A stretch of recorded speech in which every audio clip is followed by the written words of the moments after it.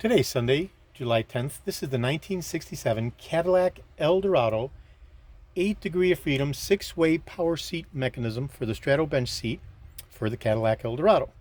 So the unit has been completely disassembled all the way down to the final screw. This is a level 10 restoration for my friend Mike Corey. This is the 4th video out of a 4-video set. So as you can see, the units have been completely restored.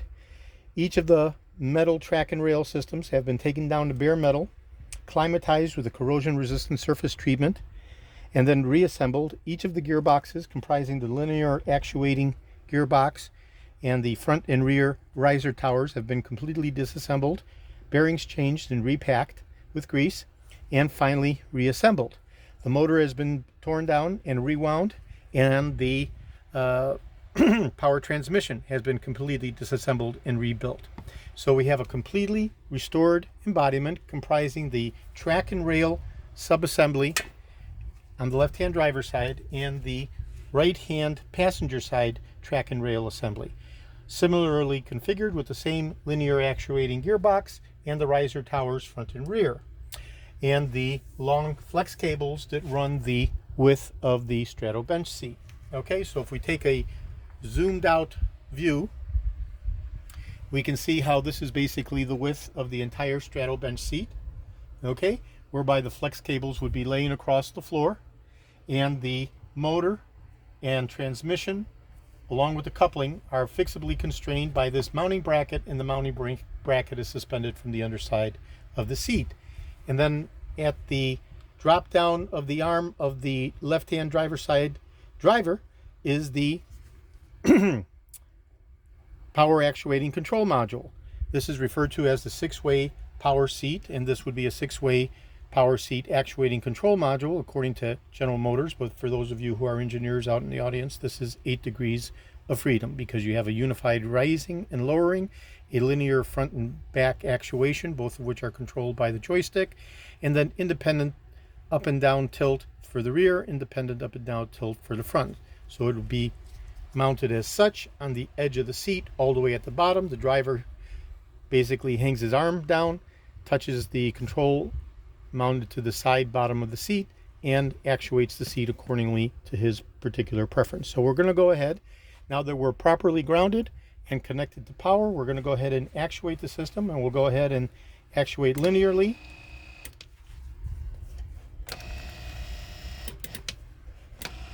Rear, front, and now we'll tilt downwardly in the front, upwardly.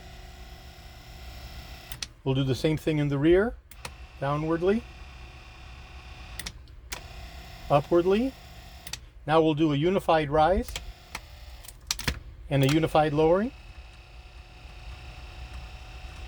And we'll go ahead and look over to the passenger side, and we'll see that our movements have been mirrored exacting to the driver's side. So we have perfect calibration between the linear traversing location and the rising and lowering, both unified and independent towers front and back. So the passenger side is properly configured and calibrated to the left-hand driver's side, so they'll be mounted and perfectly positioned. So there's the unified lowering, unified raising, lowering in the rear, raising in the rear, lowering in the front, raising in the front, unified lowering again, unified rise again, and the linear actuation.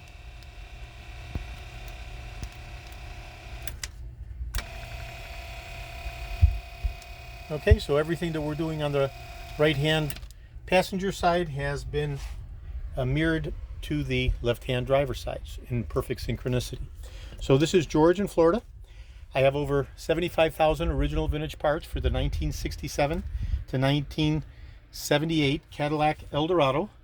I have over 375,000 original vintage parts from 1959 to 1978 Cadillac overall. I'm best known for my restoration of the Cadillac steering wheels, the tilt and telescopic steering columns, these power seat mechanisms, the instrument clusters, and other critical hard-to-source original vintage Cadillac items. Today is Sunday, July 10th. This is George in Florida. Thank you very kindly.